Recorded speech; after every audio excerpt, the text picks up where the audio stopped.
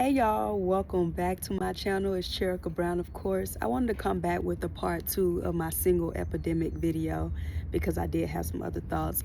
I mentioned in the video that as women we shouldn't care what men think, and let me be clear on what I mean when I say that. When I say we shouldn't care what they think, I'm talking about be so invested that you're like, oh, what do he think about me? What do he say? What do he say? Of course, we should care what men think in the sense that we are attracted to men. So we should care, like, okay, this is what men, care about. This is what they like. We have to better understand each other in order to exist and to actually be in a relationship. So when I say that, I'm not one of those, I'm not coming from the perspective of the women that be in the comments like, who cares what y'all think? Like, it to me, that perspective is just always so bitter. So that's not the way I'm coming at it, because men should care what women think and women should care what men think, and that's the only way that we will be able to progress as a unit. So let's get that clear and understood. Ain't no pick me energy over here. It's just being real and being level headed and trying to get the two to come together over here. That's the only thing. It's as simple as that. If you feel like that sound like pygmy behavior, you need to go and look in the mirror, and you need to heal, and you need to figure out what's wrong with you or what's your problem with the opposite sex so that you can heal that side of you and attract someone.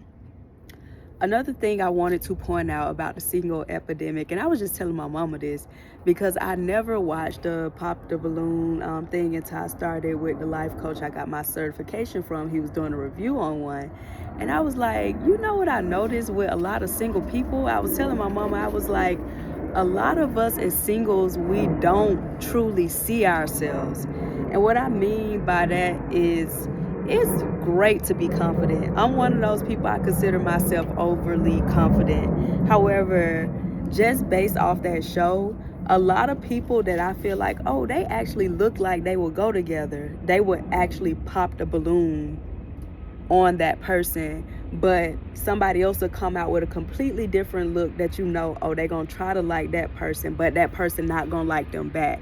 So I think a lot of times as singles, we're not humble enough when it comes to like even thinking about ourselves as far as how we look, how other people may view us, how we view ourselves or anything. Not saying you should not be confident, but even the Bible tells us to be humble and don't think of yourself as better than other people or too high and holy, because I don't know, it could really hurt your feelings of where other people or how other people may view you. So yes, stay confident, believe that you're beautiful and nothing is wrong with that, but also be observant and be real with yourself.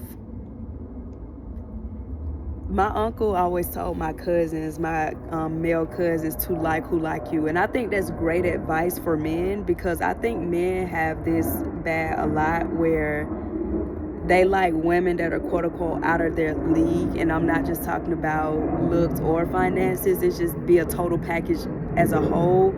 A man will like somebody that will never in life look at him unless he has money. And then they start complaining about women only wanting men for money and women being just as bad as men and all this and that. But it was like, you could have prevented all of that if you liked who liked you and saw the potential in this girl that wasn't even ugly. She may not just be like, oh, she broke your neck to turn and watch her, look at her, but she was cute, and with a different wardrobe and some styling tips, and with a different hairstyle, you can kind of boss her up. And the same with men. Like, a lot of women, we overlook the shorter man, the man that it just might be one little thing, the way he dressed, and it's a lot of things. If a person mindset tells you they're not willing to change or grow or develop, of course, leave that person. Don't settle for no person like that. But if you see that a person is willing to try and they're just not like disgusting, like, oh my God, I just can't look at this person, it's okay to give that person a try. I had to learn that myself, because honestly, I could tell you that there's a lot of times where we let physical attraction get in the way of us being with someone. I would be lying to you if I said I've never met good men that would likely be husbands. I can say off bat, I've met like 3 guys that's tried to talk to me before, And the physical attraction honestly just was not there at all. But I know for sure that these 3 or 4 different type men were all husbands. Like, I know for a fact they will marry someone and they're honestly going to be great provider, God-fearing men to whoever they decide to marry. But I can tell you that attraction does play a part in it. So while we just got to find that fine line as singles, as okay, a height requirement cannot be a deal breaker. You know, like smoking. Okay, if a person smoke or drink, that's a deal breaker. I can't be with you. I'm not going to settle for that. I'm not going to believe that you're going to stop one day. But it's like somebody height, that's something they can't change. Somebody's skin tone, that's something they can't change. So sometimes you got to give that person a chance that you never gave a chance to. And you'll be surprised on how far it can get you. So I guess I'm just saying that there's a single epidemic because social media give us this idea of options, and we see so many different types of people, and we forget that these people are all across the world and on different continents and different parts of the country. And sometimes reality is putting down social media, putting down the phone, going outside, going to your local market or your belt line or whatever, and realizing these are your real life options.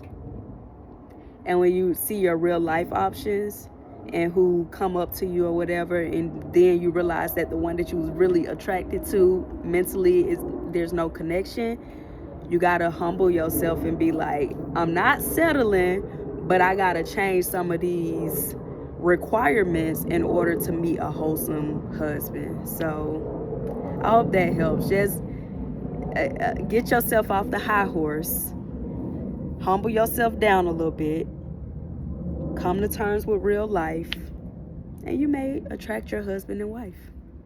But y'all know I'll be back because I'll be talking. Peace.